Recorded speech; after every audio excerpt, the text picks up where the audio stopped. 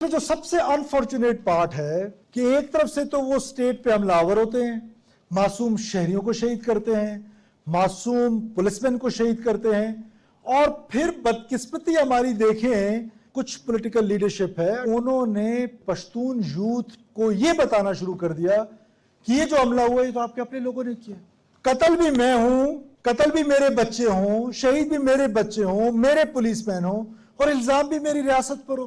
اتنی بڑی سازش ہے یہ ریاست پاکستان کے خلاف، منظم سازش کہ یوتھ کو یہ ڈس انٹیگریٹ کرنے کی۔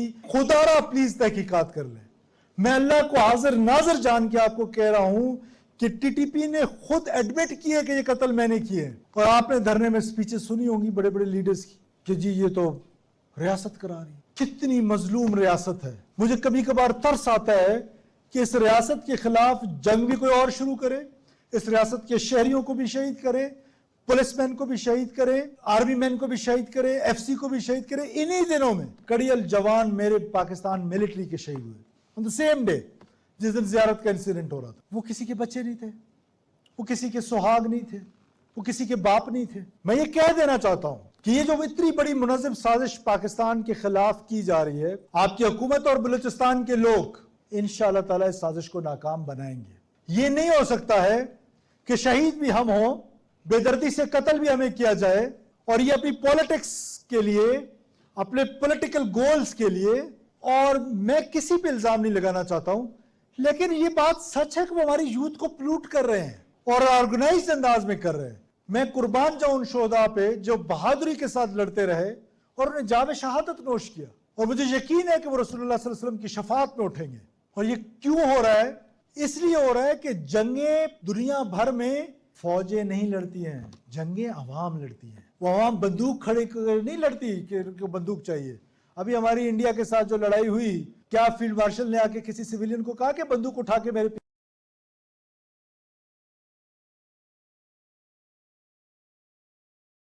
پیچھے کھڑے ہو جاؤ؟ پاکستان کی فوج لڑی، فیلڈ مارشل کی دلیرانہ قیادت سے لے کر آخری سپاہی تک۔ they fought the Indians and they taught them a lesson کہ don't even dare do this again in Pakistan۔ تو کون لڑا؟ لیکن پوری قوم ان کے پیچھے کھڑی ہو جاتی ہے کہ انسرجنٹس کو کیا چاہیے؟ ریکروٹمنٹ اور لاجسٹک۔ تیسری چیز کہ جو فورسز ان کے اگینسٹ لڑ رہی ہیں ان کو ملائن کریں، ان کو بدنام کریں۔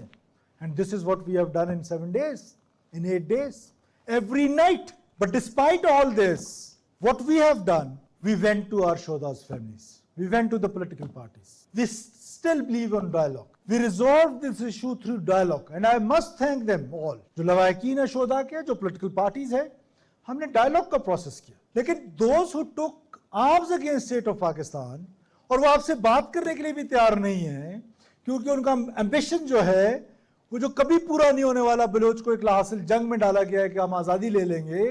یہ نیوکلیر سٹیٹ سے آزادی لینا بہت مشکل کام ہے۔ اتنی آرگنائزڈ فورس جس کے امام پہ تم لڑ رہے تھے 9 مئی کو، اس کو تو آپ نے دیکھ لیا کہ اس کا حشر کیا ہوا۔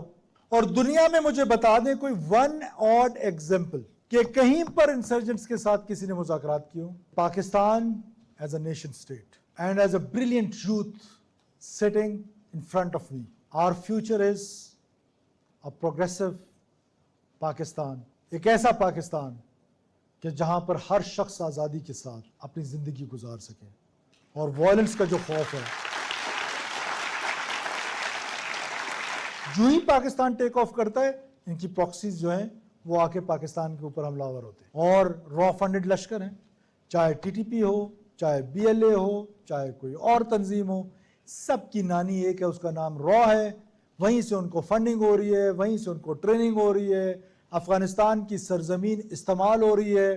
میں یہ بار بار کہتا ہوں کہ افغانستان نے کی جو انٹرم گورنمنٹ ہے، they promised to the world in Doha agreement کہ their land will be not utilized against any state, but in our case our terrorists have state patronage in Afghanistan، اور افغانستان کے اندر سے وہ ہمارے اوپر حملہ آور ہوتے ہیں۔ اور مجھے پورا کامل بھروسہ، کامل یقین، کامل ایمان ہے کہ سیکورٹی فورسز کے اندر، آپ کی گورنمنٹ کے اندر ول بھی ہے، کیپیسٹی بھی ہے، کیپیبلٹی بھی ہے۔ You will C the change آپ دیکھیں گے کہ انشاءاللہ تعالی بلوچستان میں جو ہے وہ امن آئے گا، بلوچستان امن کی طرف بڑھے گا، کسی کا باپ نہیں روک سکتا بلوچستان کو امن کی طرف بڑھنے سے انشاءاللہ تعالی۔ اور یہ جو خواب ہے، یہ جو سو کال خواب ہے کہ ہم جناب وائلنس کے زور پہ پاکستان کو توڑ دیں گے، احمقوں کی جنت میں رہتے ہیں۔ پاکستان تا قیامت رہنے کے لیے ہے، پاکستان اور بلوچستان لازم و ملزوم ہیں، بلوچستان کے بغیر پاکستان کچھ نہیں، پاکستان کے بغیر بلوچستان کچھ نہیں۔ پاکستان ہمیشہ زندہ باد۔ وزیر اعلیٰ بلوچستان میر سرفراز بگٹی خطاب کر رہے تھے۔ انہوں نے کہا کہ منگی ڈیم بلوچستان کو پانی فراہم کرنے کے لیے اہم منصوبہ ہے، اس لیے نشانہ بنایا گیا۔ پولیس پر حملے کے بعد جو فورس مدد فراہم کرنے کے لیے گئی اس پر بھی حملہ کیا گیا۔ دہشت گردوں نے بلوچستان کے غیور عوام کو بے دردی سے شہید کیا۔ اس